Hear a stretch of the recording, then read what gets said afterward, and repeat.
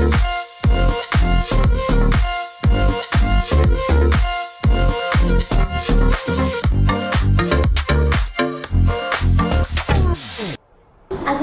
warahmatullahi wabarakatuh.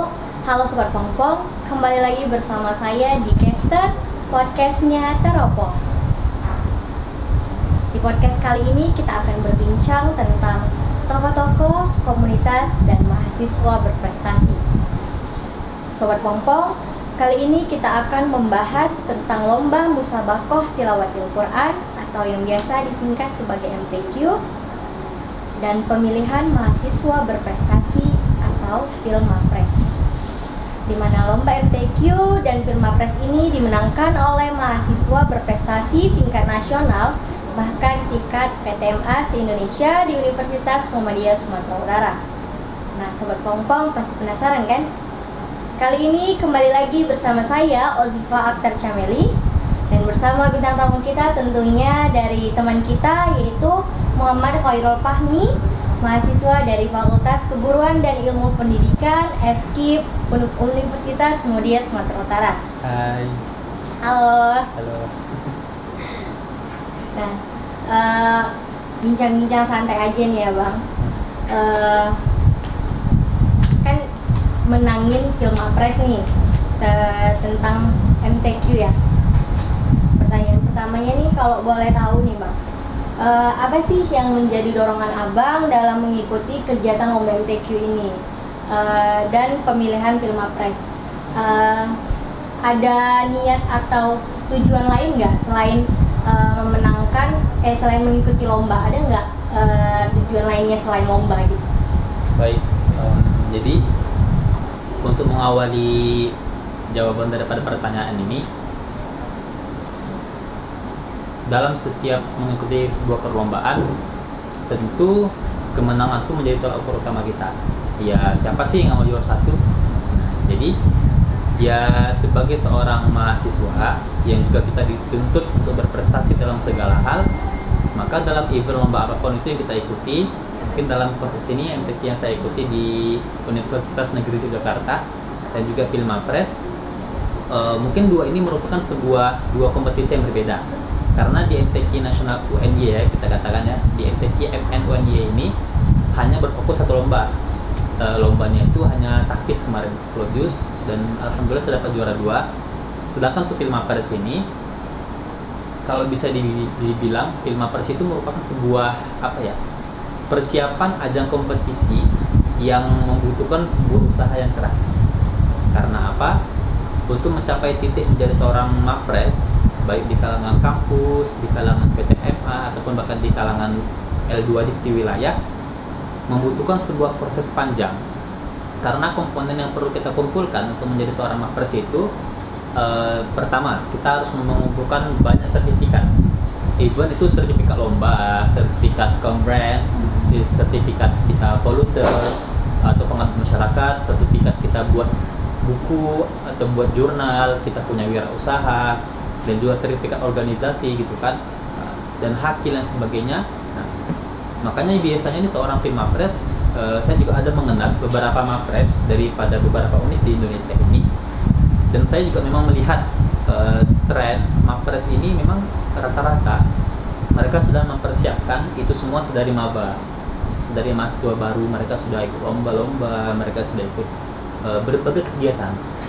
Dan bahkan dalam suatu kesempatan saya sempat berdialog dengan seorang mapres mahasiswa berprestasinya kita di Indonesia tahun 2022, yaitu ada Mas Ilham Muhammad dari UGI di Ponorogo. Nah, bahkan beliau itu mengumpulkan sertifikat hampir lebih dari 200 sertifikat selama dia kuliah dari semester 1 sampai semester 5. Katakan Pilmapres itu di semester 6 nih, jadi start itu sertifikat dari semester 5 gitu kan. Bayangin cuma 5 semester dapat 200 sertifikat gitu. Nah, sementara saya pribadi alhamdulillah ada beberapa yang mungkin tak sampai 100 gitu kan, teman tergolong bisa diajukan gitu kan sebagai untuk komponen. Jadi ya persiapannya itu memang butuh waktu yang matang dan juga butuh waktu yang panjang. Jadi mungkin orang-orang bilang kan ya perjalanan kisah kita itu ya kita yang tahu gitu. Nah, tugas kita itu bagaimana agar bisa terus menaikkan semangat kita mendapat apa yang kita impikan dan lebih baik ke depannya, seperti itu. Ini kan fakultasnya kan FKIP gitu, ngejuarainya di MTQ, agak menyimpang gitu. Kenapa kemarin pilihnya FKIP kok nggak di FAI? Ada nggak tujuan dari dalam diri abang gitu mau apa ya? Bukan no. Kayak menginternasionalkan MTQ-nya abang gitu, kayak go internasional, pengen lomba di luar negeri atau apa, ngegunain bahasa Inggris di FKIP gitu. Soalnya tadi vocabulary-nya juga kayak macenggal gitu, pengen nggak ke luar negeri gitu. Baik, mungkin saya tanggapi ya, tadi pertanyaan ada dua seperti. Nah, pertama, kenapa saya bisa ikut MTQ sementara saya FKIP gitu kan? Alhamdulillah saya juga di UNSU ini dapat beasiswa dari Lembaga Pengembangan Tilawatil Quran di UNSU. Nah, notabene-nya ini anak LPTQ UNSU itu mayoritas, bahkan bisa dibilang 99% itu anak FAI semua. Nah, bahkan kalau bisa dibilang yang di luar FAI itu cuma 1-2 orang. Saya satu, di hukum ada satu, cuma 2 seperti yang anak LPTQ UNSU yang di luar FAI. Nah, jadi apa ya? Kalau saya beranggapan begini,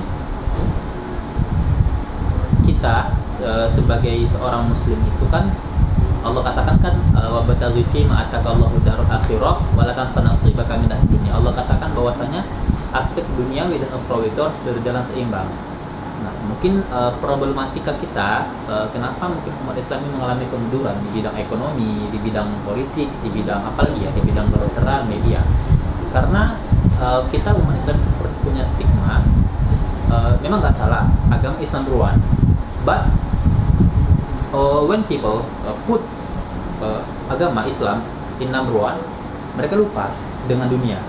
Jadi mereka beribadah, sementara mereka lupa bekerja, lupa menghidupi keluarga mereka. Mereka lupa punya anak, mereka lupa punya istri. Itu nggak seimbang juga ya? Itu nggak seimbang. Jadi apa yang perlu kita lakukan? Nah, kalau kita berkaca di zaman dahulu nih ya, mungkin ya teman-teman juga tahu ya kisah Khulafaur Rasyidin. Kalau kita ambil daripada Bani Abbasiyah lah mungkin ya. Nah, di zaman dulu itu kan ilmuwan muslim itu kan bersinar terang nih kan.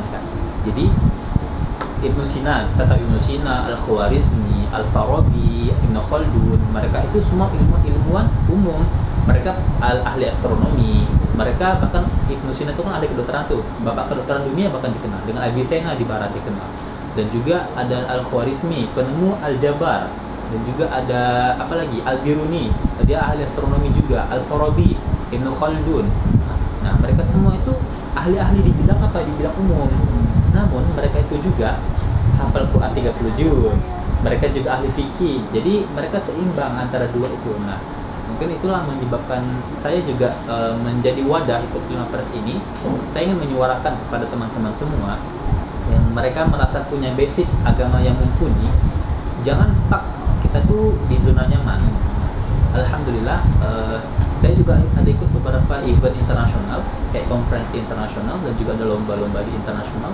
Dan iya, saya terakhir kemarin menyuarakan pas Lima Pres di wilayah, ini ada tasnya. Lima Pres ada 2 dikti. Nah, pas kemarin saya di lomba ini, saya suarakan kepada juri-juri pas pemaparan capaian unggulan kan, bahwasanya kami ini sebagai seorang yang Al-Quran, sebagai seorang orang yang berkecimpung di dunia perempekian, dunia agama gitu kan. Ayo kita jangan stuck di agama aja gitu. Ayo kita keluar. Kita jadi ahli hukum, kita jadi ahli ekonomi, kita jadi ahli politik dan lain sebagainya, agar kita bisa menyeimbangkan kedua itu antara ukhrawi dan dunia, seperti itu. Jadi kalau ada anak dari pertanian pun, kalau misalnya dia ada bakat di MTQ nggak apa-apa gitu kan, ikut aja gitu. Jadi berkesinambungan dunia dan akhirat gitu ya. Selanjutnya nih Bang, pertanyaan selanjutnya, gimana nih perasaan abang sebagai pemenang apa ya, meraih juara 1 di Pilmapres tingkat PTMA se-Indonesia? Perasaannya gimana gitu? Gimana ya? Campur aduk sih sebenarnya, antara senang, terharu, sedih, bangga gitu kan. Karena juga semua perjuangan yang saya capai ini tidak terlepas daripada orang-orang di belakang saya. Ada orang tua yang selalu support, keluarga saya, ada Sir Mandra, juga Sir Firman, orang-orang di SRCC, Pak Edi, Min Fatima, Bang Hasan, Bu Linzi, Kak Kak Fitri, sama Bang Aflahun, dan semua yang telah mendukung saya sampai di titik ini. Jadi memang perjuangan ini tidak murni saya sendiri, namun juga support daripada mereka semua yang selalu membimbing, memberikan dukungan sama saya, memberikan sebuah wadah-wadah yang itu saya berkembang hingga sampai saat ini saya mendapatkan capaian semua itu. Namun tidak berhenti di sini karena ada satu tahap lagi yang harus saya selesaikan, yaitu final. Maksudnya kayak puncaknya lah ini kan.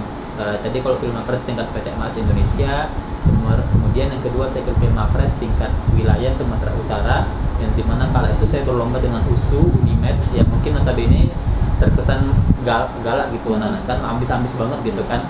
Namun alhamdulillah saya juara 1, Unimed juara 2, USU juara 3 kan. Ya, dan kami akan berlaga lagi se-Indonesia dari UI, UGM, dan inilah finalnya gitu, puncaknya gitu.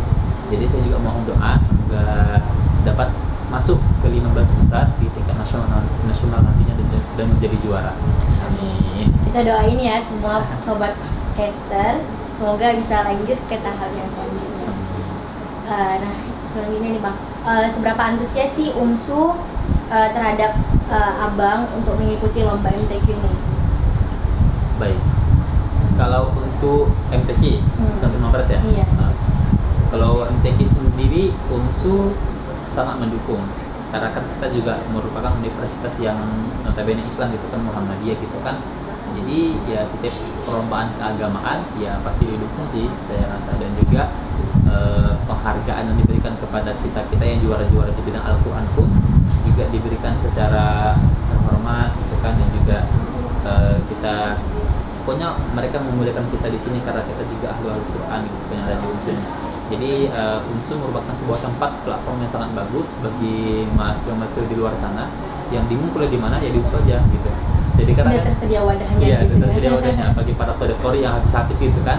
Nah, di UMSU juga ada itu beasiswa sampai tamat, bahkan 100% full tak bayar buat kuliah sampai tamat. Bebas milih jurusan apapun. Nah, di UMSU. Untuk yang hafal Quran dan qori-qori. Seperti itu. Selanjutnya nih Bang, selama tampil kan butuh persiapan diri kan. Apa aja yang harus dipersiapkan, mulai dari fisik mungkin, suara atau penampilan mungkin bisa dijelasin. Baik, kalau untuk MTQ kemarin sih lebih kepada kayak murojaah hafalan sih, lebih kepada juga saya memaklumi sih di perkuliahan itu kita sibuk banget. Nah, apalagi juga saya ada berkompetisi, saya berorganisasi gitu kan. Jadi memang butuh time management yang bagus sih memang. Nah, biasanya itu kalau untuk pengulangan hafalan Quran murojaah itu saya bisa di jalan, di kendaraan gitu kan, pas lagi pergi ke kampus atau pas pulang di jalan sambil ngulang gitu kan. Ya udah, itu ya lebih kepada persiapan hafalan aja sih itu yang lomba MTQ kemarin.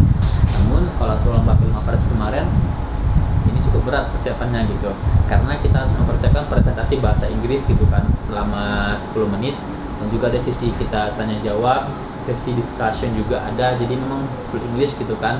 Dan juga kita ada pemaparan gagasan kreatif, dan juga kita ada pokoknya memang betul-betul kompleksitasnya tinggi gitu kan. Dan dituntut mahasiswa itu memiliki penalaran yang bagus ketika sesi lomba Pilmapres kemarin berlangsung. Jadi untuk Pilmapres sendiri memang persiapannya itu harus matang demi sebuah hasil yang bagus. Karena kalau kita setengah-setengah sayang gitu. Mendingan kalau hati kita nggak ikhlas atau nggak full untuk lomba, nggak usah ke lomba, mendingan sayang gitu, rugi waktu kita habis di waktu gitu kan. Nah, kalau lomba ya sekali ikut harus mati-matian sampai juara 1 seperti itu. Berarti memang dipersiapkan dari awal ya dengan matang. Berarti tadi udah disampaikan juga bahwasannya aktifnya itu nggak ngebentur, malah ngebantu ya tadi. Ngebantu. Dengan mempresentasikan ketika apa tadi juara. Iya, ketika lomba ada sesi presentasinya. Ada presentasinya. Betul. Menggunakan bahasa Inggris. Bahasa Inggris. Selanjutnya apa tujuan Abang dalam mengikuti Pilmapres ini, dan bagaimana perasaannya terpilih menjadi juara tingkat PTMA se-Indonesia? Baik. Untuk perasaan menjadi juara tentu ya bahagialah, senang kan, juga apa ya, saya beranggapan begini, kalau kita bisa melakukan sesuatu yang membuat orang di sekitar kita bahagia gitu kan, lakukanlah gitu. Maka dengan saya kemarin menjuarai Pilmapres itu, alhamdulillah orang tua saya juga bahagia, keluarga, dosen-dosen gitu kan, musuh juga senang mereka gitu kan. Jadi alhamdulillah, semoga saya juga berharap ini berkah gitu kan, jadi amal jariah sama saya karena menurunkan pembagian sama orang lain gitu. Nah kemudian apa tadi pertanyaan? Tujuan mengikuti Filmapres. Seperti yang saya katakan sebelumnya mungkin tadi ya, bahwasanya tujuan dari saya ikut Filmapres ini sebenarnya lebih kepada menyuarakan kepada teman-teman di luar sana yang juga sama seperti saya, punya basically hafal Quran, yang punya pada qori. Ayo kita jangan stucknya di Al-Quran aja gitu.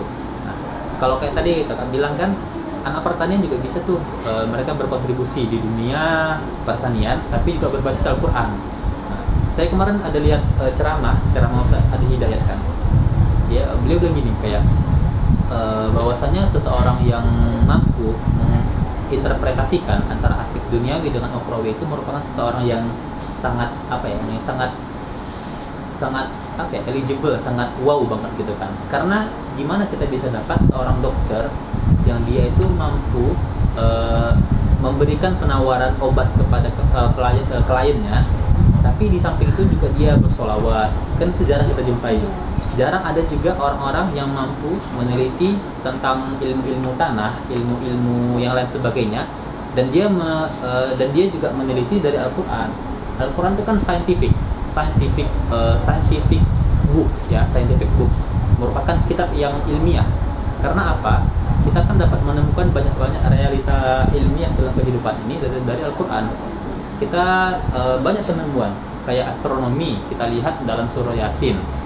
Peredaran langit dan bumi itu sesuai dengan edarnya itu kan sudah Allah tetapkan dalam Quran. Kullun fi falaki yasbahun, kata Allah. Semua sudah beredar pada tempatnya. Jadi memang sebelum para ilmuwan di barat menemukan sebuah temuan penelitian, Al-Quran sudah menyinggung lebih dahulu gitu ya. Juga penemuan sidik jari manusia, penemuan langit menjadi 7 lapisan itu juga sudah semua pokoknya tentang kehidupan kita ini, baik yang saintifik maupun yang non saintifik itu sudah diceritakan Allah dalam Al-Quran itu sendiri. Jadi kita bisa berprestasi dengan Al-Quran, karena dengan Al-Quran itu kita bisa berprestasi insya Allah, dan kita jadi berkah gitu, insya Allah gitu. Insya Allah ya, amin. Amin.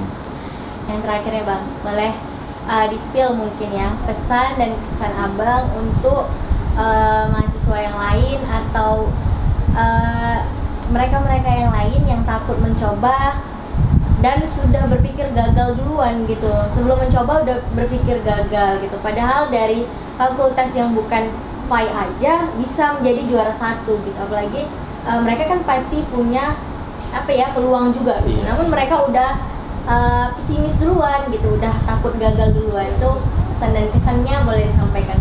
Betul. Iya. Lebih kepada apa ya? Semua itu kan berkaitan dengan pola pikir kita ya. Kalau Allah bilang kan la yughayyiru ma biqaumin hatta yughayyiru ma bi anfusihim, ya. Kita nggak bisa ngubah orang. Seorang dosen, seorang orang tua yang berkocek terus menasihati anaknya, kalau memang anaknya nggak mau berubah, nggak bisa berubah gitu. Jadi bagaimana caranya? Ya kita tanamkan ke diri kita. Masa kita udah kuliah mau gini-gini aja gitu kan?